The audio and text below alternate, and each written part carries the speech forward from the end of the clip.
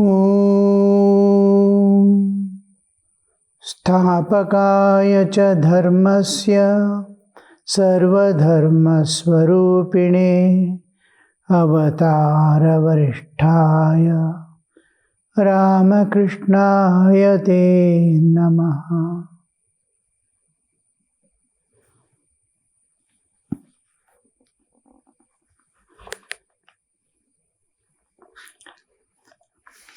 Devotion to the husband is also a dharma. The husband is God. Why should not it be so? If God can be worshipped through an image, why not also through a living man? But three things are necessary in order to feel the presence of God in an image. First, the devotion of the priest. Second, a beautiful image. Third, the devotion of the householder. Vaishnavacharan once said that in the end, the mind of the devotee is absorbed in the human manifestation of God. Again I will read. Devotion to the husband is also a dharma. The husband is God. Why should it not be so? If God can be worshipped through an image, why not also through a living man? But three things are necessary in order to feel the presence of God in an image. First, the devotion of the priest. Second, a beautiful image. And third, the devotion of the householder. Vaishnavacharan once said that in the end, the mind of the devotee is absorbed in the human manifestation of God. God manifests in various, all that we see or perceive through the five senses are nothing but God. All that we perceive is just whatever sky, plants, everything is His manifested. He has manifested as the whole universe and all beings in it. So when we are seeing the whole universe and everything is a manifestation. The last, the devotee, Vaishnavacharan said, is the devotee's mind is absorbed in the human manifestation of God. Human manifestation of God. God has manifested in various forms in human, and also God has manifested as human is avatara. Sri Ramakrishna is considered as incarnation of God in the human form.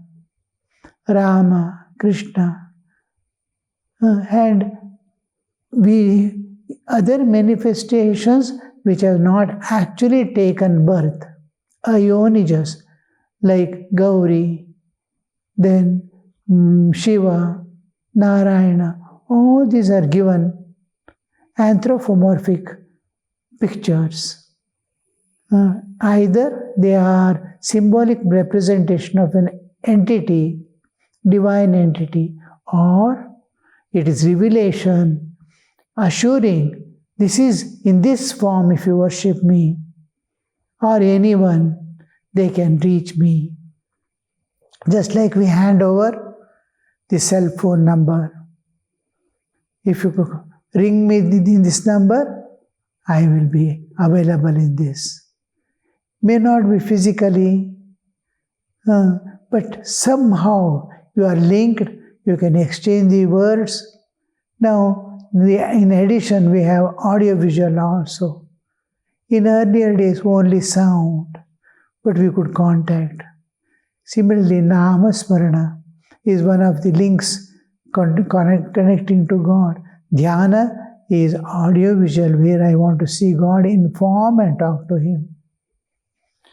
In Japa, I want to contact God, and He has to answer to me. He has to present Himself before me. I cannot go to His realm, but He can present Himself. I cannot go to His place, He can come to my place.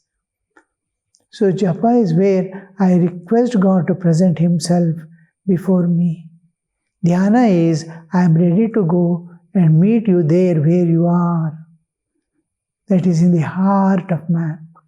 Now, he says, the Vaishnava Charan is telling that at last, in human form of God, human manifestation of God, God manifesting as human. It can mean to all the humanity, human. So many things are there, trees are there, all living beings are there. Last he'll be seeing God clearly walking and moving in and through the human. Or it can mean Rama and Krishna in those perfected souls. That's why we call it some source of all beauty. Satyam, Shivam, Sundaram. Satyam, existence, it exists. Satyam, Shivam, it's auspicious. Auspicious means that anything that is in my way, that is obstructing my spiritual manifestation or expression of divinity from within, is removed. That is called auspicious. A thing is auspicious means it doesn't obstruct my vision of seeing divine outside. So this vision, Satyam, Shivam, Sundaram, it's beautiful. This beauty can be of anything. Each bhakta sees a beauty in his own way, or each person in the world, his concept of beauty entirely different from the other. A person may be indifferent to the physical beauty, intellectual beauty, inner beauty of character, beauty of humility, loving picture. Now a son may be, for a mother, very rude to his own mother, careless. But the mother sees something that is beautiful in him. What is that beautiful? He may be compassionate to others outside. He may be physically good looking, or he may not be physically good looking, but highly intelligent and very cooperative.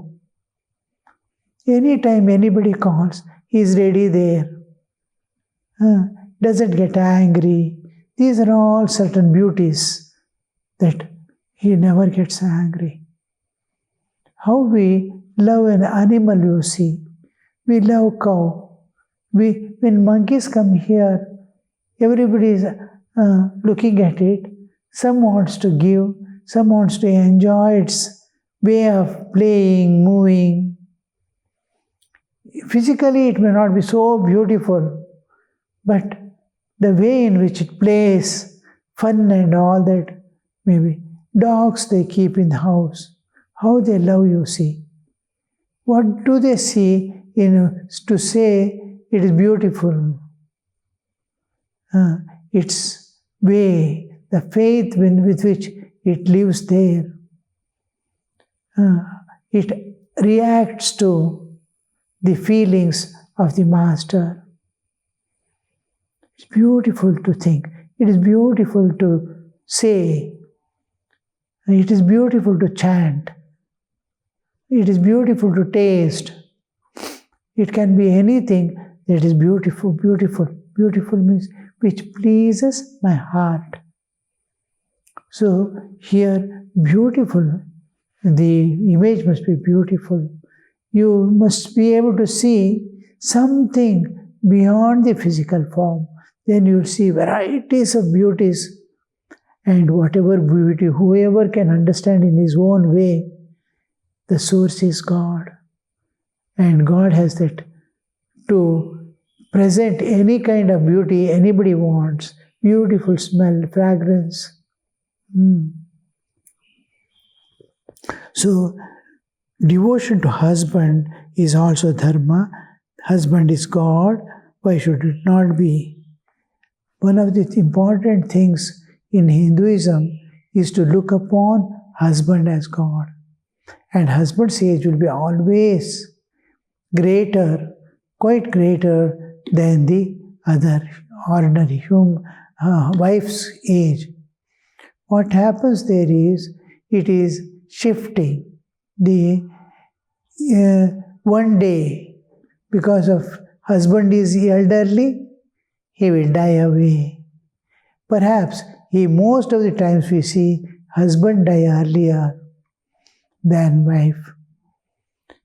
Suppose we usually keep 8, 7, 6, 10, 12 years of difference between husband and wife. Even 10 was very common because girls used to get married early in Hinduism. So husband must be able to take care of that girl who is coming, and like a father, he would be able to manage, and like mother, husband must be able to give all shelter and feel concern like mother feels for the child. So these features of husband as father and mother makes him a god to the wife. And also, when husband dies, one day or the other we have to part. When he dies, the bodily husband, the physical husband is dead, but the God in husband, the God she used to see is with her forever. She was seeing God in husband. The body is gone. God is with her. After the death of husband also, many keep the auspicious signs like bindi, some ornaments which they are supposed to remove with the death of the husband. All beautification they are supposed to stop, but some don't feel the absence of husband because the God whom they were seeing is there with them within their heart. So this is one of the reasons they are asked to see God in the husband, and then there shall never be any conflict or arguments or disturbances, controversies. Nothing enters. If one of them can look upon other as the divine, as God. Where does the problem come? Is we are not able to match with each other. But here, the subjection. Wife is subjected to husband. Yes, I will do. Always expressing humility and considering husband giving a higher place. And men demand it or want it to be the honored and all. And because they are taking care of protecting from the society, external forces, what protects us? Usually for children, father is protecting, mother is nourishing. So external protection, earnings, and all is done by the husband and father. So though it looks like male-dominated society, it is so everywhere throughout the world because of the protective as a force, he stands there. But in and through all this, the God that we worship, the God that we praise and pray is the one thing that we see is last, the human form is loud. because the love stands between the same species. Love is possible between similar species. An ant can love an ant. Ant cannot love a cat. Cat cannot love a dog. Cat can love cat. Like that, each one, same species. So man to love God there is a difference, manhood and divinehood. So either man must become divine to love God, or God must be brought down to the human level of seeing Him as human to be loved. Now, the sages have made, because man cannot express continuously at all times being divine and perfect unless he is enlightened. But all are sadhakas moving. So look upon God as your friend, as your relative, as your father, as your mother, any of the relations you can keep, and this will be easier to hold something and climb up. So the form is brought into picture. But you must remember one thing. One cannot see God sporting as man unless one has had the vision of Him. God sporting as man. Do you know the sign of one who has God vision? Such a man acquires the nature of a child. When we have seen God, becomes like a child. Why a child? Because God is like a child. So he who sees God becomes like a child.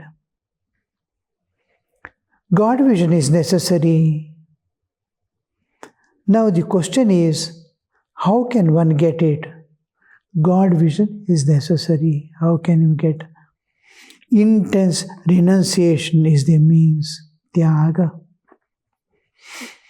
is the means. A man should have such intense yearning for God that he can say, "O Father of the universe, am I outside your universe? Won't you be kind to me? You wretch." A devotee is asking how they exercise their force upon God. If you love, you can exercise your force.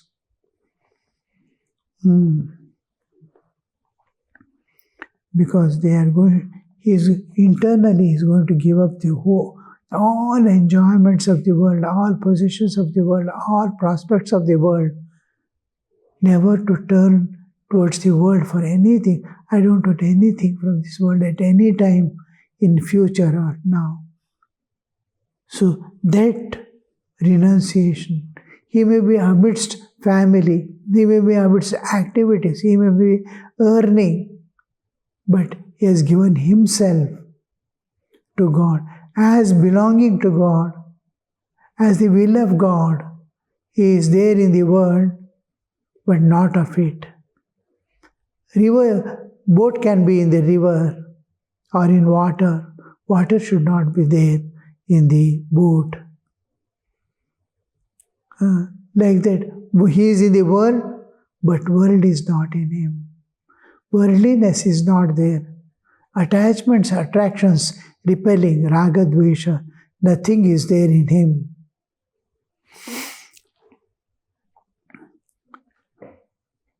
You partake of the nature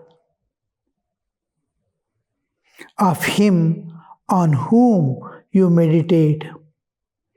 You partake of the nature of Him on whom you meditate. By worshipping Shiva, you acquire the nature of Shiva. A devotee of Rama meditated on Hanuman day and night. He used to think he has become Hanuman. In the end, he was firmly convinced that he had even grown a little tail. Jnana is the characteristic of Shiva and Bhakti of Vishnu. One who partakes of the Shiva's nature becomes a jnani, and one who partakes the Vishnu's nature becomes a bhakta.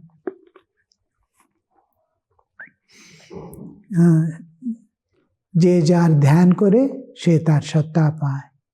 One who meditates on a particular aspect of God, he acquires that nature.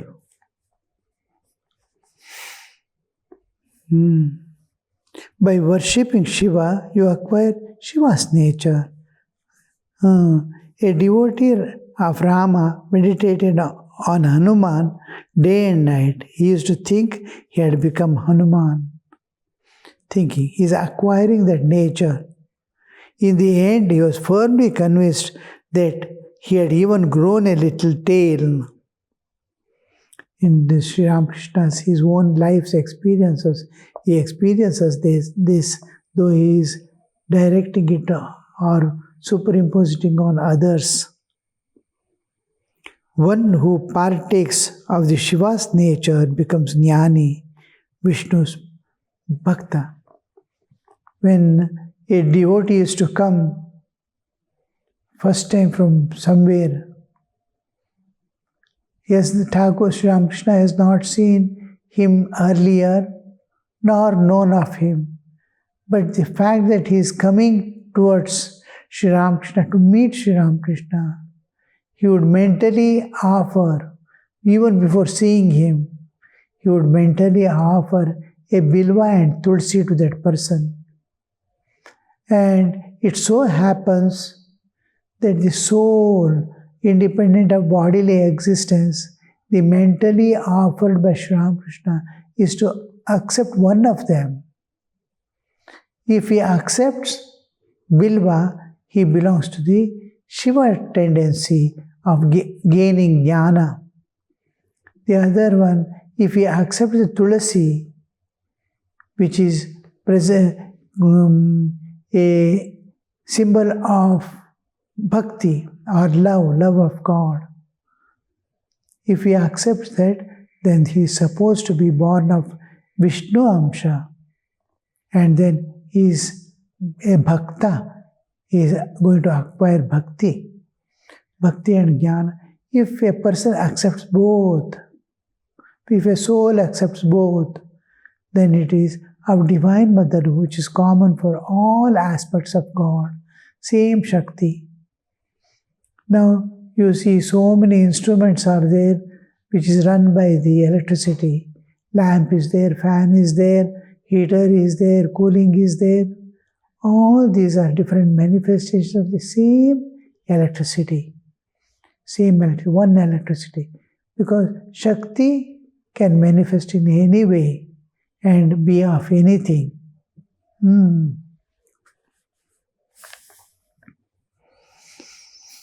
So, when that person is entering the subject that is going on, Sri Ramakrishna discussing, is purely according to his nature.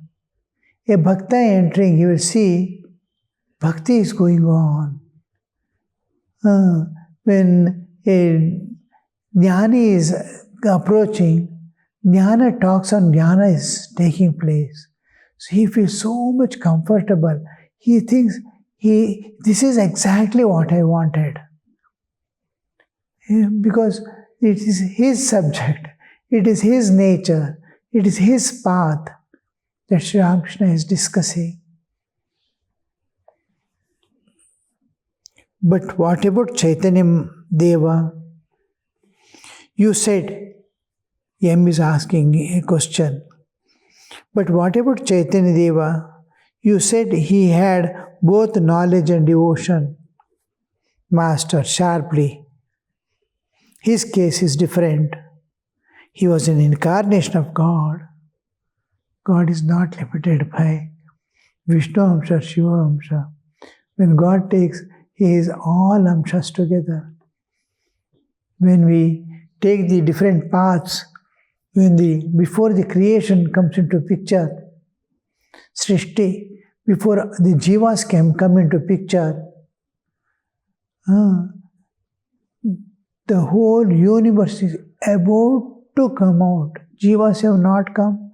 The universe is not formed. Before formation, the knowledge flows first for the jivas to return back to the source. Jnana.